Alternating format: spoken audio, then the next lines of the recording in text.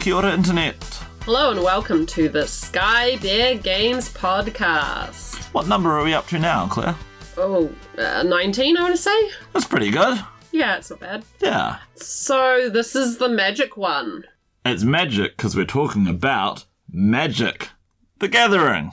Yeah, I mean, we have talked about Magic before, but this is going to be the one that we focus on Magic. Yeah. We're going to start off by just giving some of the basics if you're not familiar with Magic. Magic has been around ever since 1993. Now, just pretty good runnings. So it was invented by Richard Garfield as a little card game that you could play while you were waiting for people to show up to your role-playing group.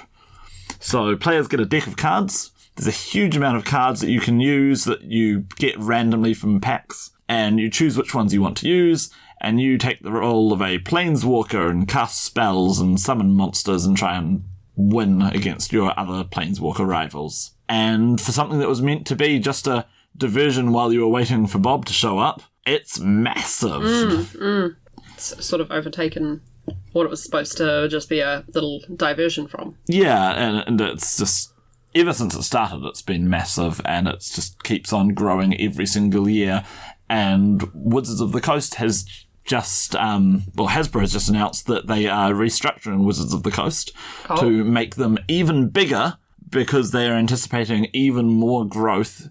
Hasbro's basically been taking losses every single year lately, except for Wizards of the Coast, which is getting astronomical growth in Magic and D&D. Wow, I didn't know that. Yeah. We've been playing Magic for quite a while. I started playing Magic, I want to say back in like 94. Really? A year after it started. I was in primary school, and some of the other kids got some, so I got a couple of packs and went, I have no clue what this is, and dropped it again. And then I picked it up again in intermediate school because, again, a bunch of kids were playing it, and so that was just an easy way to be like, hey, I'm your friend now. I've got cardboard. And then I dropped it again, and then I picked it up again in, university, and then I dropped it again, and I picked it up again and when I was a high school teacher, and so on.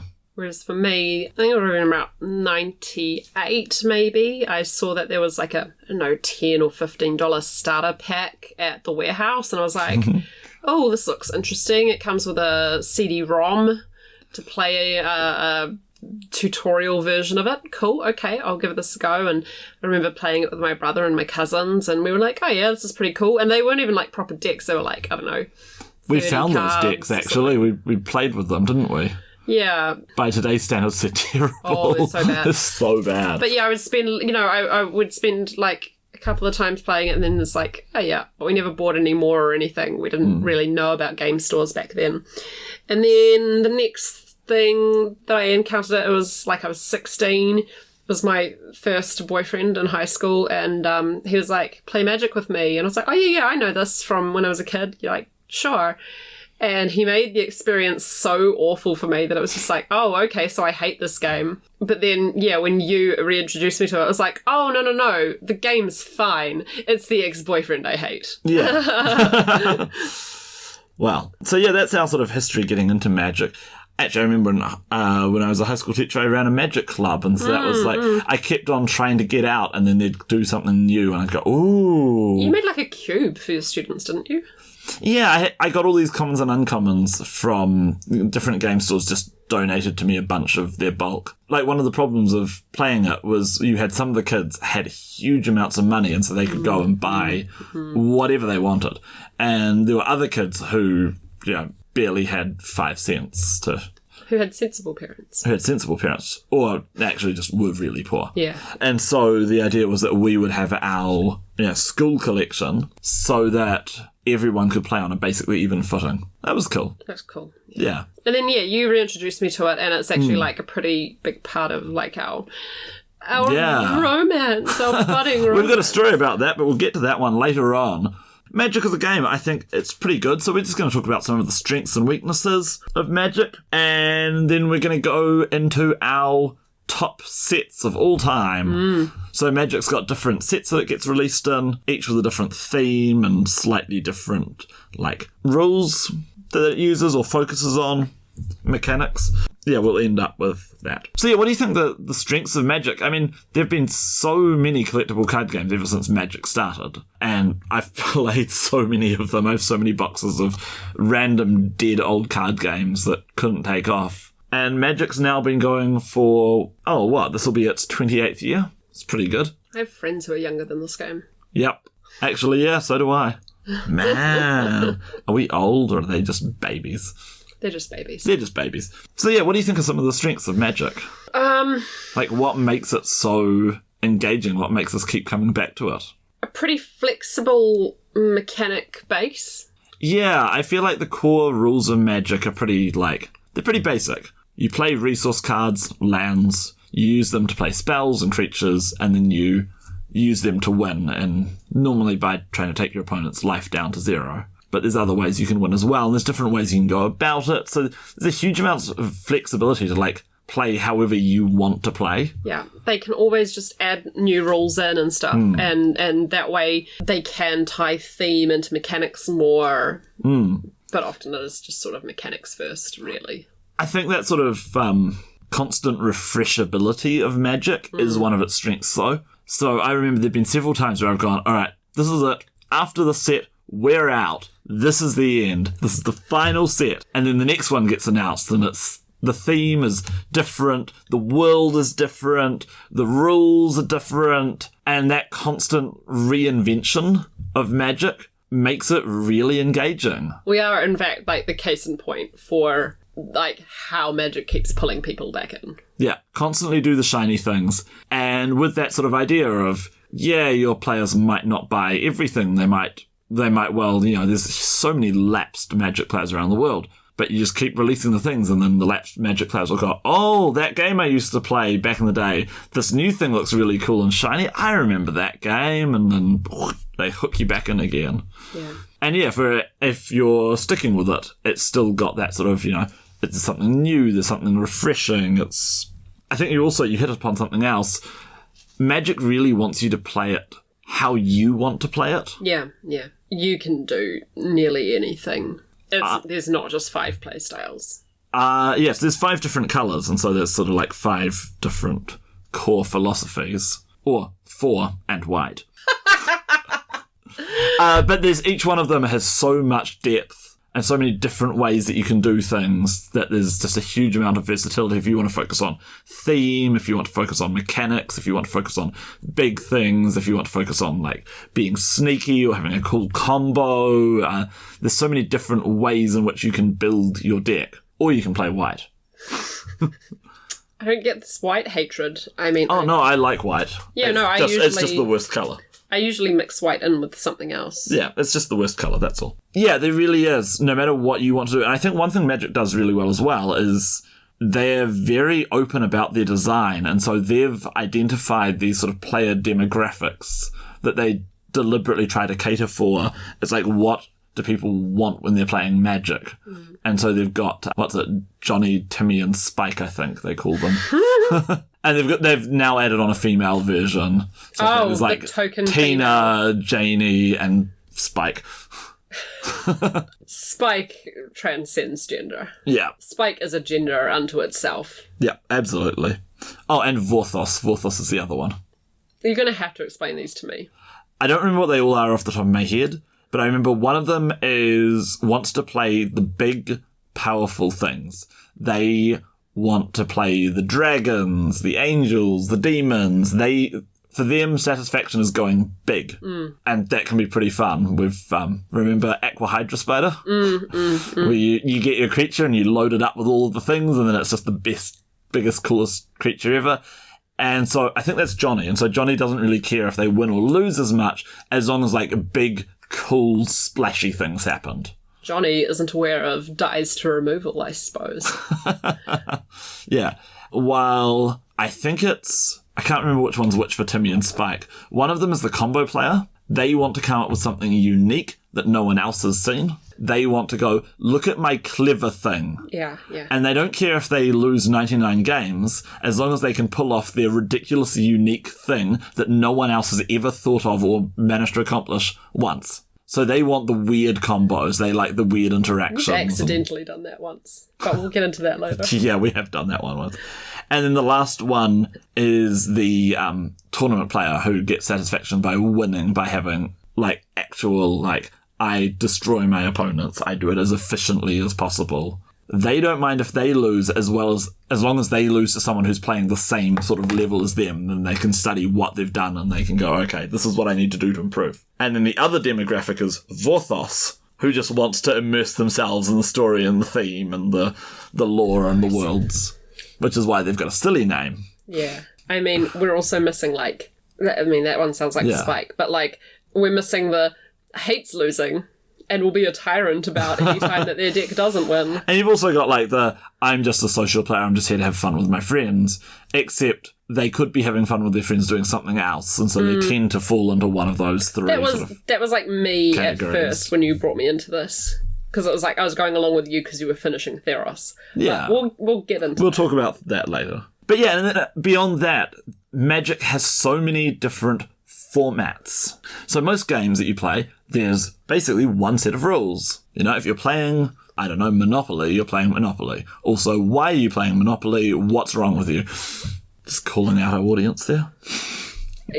Yeah, I agree. Yeah. But anyway, most games have got one set of rules and you play it like this. But Magic really wants you to play by a completely different set of rules depending on what you find as fun. You could play Standard Standard was the main format where you just use the most recent couple of years worth of cards and you build yourself a deck. But there's also Commander, where you've got giant 100 card decks and you can only have one copy of any card in it. And so they tend to be much more sort of like big and crazy and powerful. We've got some Commander decks around the place. Somewhere around here. We have to dig them out at some point. You've got Arabo, Roar of the World. Cats. I can't remember when I last played with this. I need to break it out again. Yeah. And I've got Kainea Sintero of Miletus, who are like super friendly. They want to help everybody out. Oh yeah, Commander's also the multiplayer format, and so it's good for like just everybody shows up and has a game. And you've got Draft, where you open booster packs as you go and you build your deck on the fly. You've got Vintage, where if you've got cards from back in 1993 that are horrifically overpowered, you can still play with them. We've got some decks for that on the computer, actually. Oh, yeah, we still. Yeah, they're like $50,000 decks or something obscene like that. There's Cube, which is like Draft, but you've got your own set of cards that you prepared beforehand to get the experience that you like. We quite like playing Cube because actually I built a Cube really early on for my students as well, where I just got 2 copies of every common and 1 copy of every uncommon from a set, shuffled it together. It was a really fun, really cheap little format. There's Pauper, which we've just started getting into recently, where you can only play cards that are common. And you'd think, the common cards are the cheap ones, they're the rubbish ones. But over the last 28 years, there have been some really obscenely powerful common cards printed. So it's a ridiculously powerful format. So yeah, there really is, like, they want you to play it however you want to play it. And once you've decided what sort of format you want to play, then there's so much freedom about how you're going to play that format. That's really strong. And I think Magic's other great strength is just its accessibility. It's really easy to play Magic. Yeah, I've played, like, 10-year-olds and they've beaten me. Like, I mean, I wasn't very good at the time, but, like, still, like, the fact that a kid can get into it and compete against adults is pretty cool. Yeah, the rules start off pretty basic. Like, if you're just learning to play, the rules are pretty simple. Whereas if you're playing at, like, the top tournament levels, they can get incredibly complicated and involved. But that's kind of, you're choosing how much you want to bring to that. And there's so many good ways to get people involved. The online programs, Magic Online, and the earlier ones that they had, Jewels of the Planeswalkers, I think. Oh, right. Yeah, anyway, there's so many good programs where, you just download this program for free and you can learn how to play Magic. They even do free little 30-card decks now. You just show up and say, hey, I want to learn how to play, and your local gaming store will just give you cards just to, hook you in. Yeah. And things like Jumpstart, which is a recent set. We just got our hands on our first Jumpstart boosters. The idea of that is you just buy 2 little booster packs shuffle them together, boom, you've got a deck instantly. Off you go, you're ready to play. Cool. It's really cool. We're looking forward to getting more of that. But yeah, Magic is just a really easy game to get into. Now, it wouldn't be us doing a podcast if we didn't rip something, a new one. So, the flip side of Magic, no game is perfect. So there's some problems with Magic too. We're not even talking about on the corporate level or anything. We're just talking The actual game itself. Oh, actually, no. There's a little bit of comfort we're going to get into. Secret lairs. Money, generally. Yeah. Yeah. Magic's really expensive. There's no two ways around it. Every time a new set comes out, if you want to be getting, say, a box of the new set, you're talking $170, $200 New Zealand for a box, because I think the price just went up recently again. And they release these all the time. There's so many releases. You pretty much one set comes out and then they're immediately the next one's ready to go. And that's to say nothing of, like you said, Secret Lairs are this sort of online only mini sets where they'll sell 4 pieces of cardboard for $40 US, and you've got 1 day only to buy it and then it's gone forever. And here's the Cash thing. grab the set, in other words. Last time that you bought one, it took... when I saw this, these Secret Lairs, I remember I laughed at you and I said, I will never do this. This is stupid. They would have to release the Gods of Theros in Constellation frames. Ha ha ha ha. Yeah, they did that. They did that exact thing. And how long did it take to arrive? Oh, God, I don't even know. Months. Between 3 and 6. I remember it was that much. Oh, it was more than that, I think. I feel like it was... More than 6 months? Pretty sure it was more than 6 months. Wow, that's abysmal. It was appalling. It took so long. And then, tell them... So, in these Secret Lairs, you get your, 3 pieces of cardboard in the quite nice box, but, just 3 pieces of cardboard in a box. They're shiny, they've got nice pictures on them, but not cheap. And they decided to throw in some extra promo cards as well, where they managed to put the top of the promo card into the top of the plastic wrapper, thus ruining the card. Yeah. And there's essentially there's no one you can complain to. There's no sort of recourse it's been 8 months since you bought it. They're not going to give you a refund. It took them 8 months to get the damn product to you. Exactly. Ridiculous. And then also there's rubbish like the so a normal booster pack costs about what, $6-7, and recently they've released collector boosters which are $40 New Zealand for the same amount of cards, but they're all shiny, except the shiny cards bend like nobody's business. So it's just, absolute cash grabs. So yeah, Magic, but even ignoring all of those sort of super deluxe products, let's just say you wanted to build a deck, an actual good build-it-yourself deck. You could be talking for, say, Commander, $1,000 easily. Now, it's easier to do. You can do cheaper than that. And one thing they've started doing recently is they've started releasing budget Commander decks with every set. And some of those are actually really, really good value for money in terms of what they put into them. They're only about $30 New Zealand. So that's $30-40, which that's much more like it. But don't they often sell out really quickly and they don't print enough for demand? Yeah, that's another problem that they've had, isn't it? Yeah.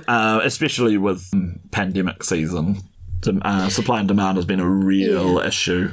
And apart from that, as a story player, I find Magic's story really frustrating. Because Magic doesn't really seem to care about their story particularly. And so there was this wonderful, glorious time where they did free story articles on their website, and that was pretty good. And they seem to have gone back to that recently, but for the longest time there were sets which had major story developments where they just didn't have a story. They just put up a paragraph saying, this is what happened. Or were there a bunch of things like they straight up contradicted the story in the text of the cards? Yep, that happened for one set recently, where if you look at the cards, you're like, oh, okay, so this guy, he's like a sympathetic anti-hero who gets driven to turn on his own people due to... No, he's actually just a crazy guy who's... Yeah, and so there's this huge disconnect between this story. And then, of course, there was the huge multi-year story that they just told recently, where they published the entire story as free articles online, And then when they got to the final set, which was the big climax of the whole thing, the final battle, they decided to release it as a novel. And they hired, I don't want to say he's a hack, I don't know what his other work is like, maybe he's a lovely guy, but oh boy, there's some bad quality books out there. It seemed It's a like terrible, terrible story. it seemed like they used they used the critical failure of that book to justify never writing a story for Magic again. Which they've since gone back on after massive outcry, but yeah, Magic Story has problems. Yeah. And of course, it suffers from the perennial thing that basically all TCGs suffer from, of like, resource allotment isn't perfect. What do you mean by that? You know, like mana. Oh, right, yeah. Just the game itself. It is the first collectible card game. Some of its core mechanics are a bit clunky compared to more modern games. But at the same time, I feel like they've come up with more solutions for it than other games have. But Still not perfect, that's though. it. It's not Yeah. perfect, and you can just lose because you get unlucky. So Yeah, and that's... Yeah. pretty frustrating. I would prefer it to be more about skill than it is about luck, but that is what it is. Yeah. I mean, that said, I played so much Legend of the Five Rings, and that had this... They came up with a solution to deal with that, where there was a card in your deck that had a special ability that you could play it from your deck if you knew that card was in there and had that rule, and you could also play it if you went second, but then it had a different rule. It was pretty complicated. You should do an L5R episode one I do. of these days. But yeah, Magic at least, yes, the mechanics are a little bit clunky, and most modern games can find a way to improve on them, but I kind of don't hold that against it, given how it's the original, it's the seminal one. And when you compare it to a lot of the games from the 90s, it really holds up well compared to Spellfire. Oof. Yeah. Friends don't let friends play Spellfire. Spellfire was the TSR, who were the original publishers of Dungeons and Dragons. That was their sort of cash grab attempt at getting in on the market, and it was not good. Anyway. Is that all your weaknesses? Yeah, I think that's all our major Sweet. weaknesses. Right, let's talk top 5. Yeah.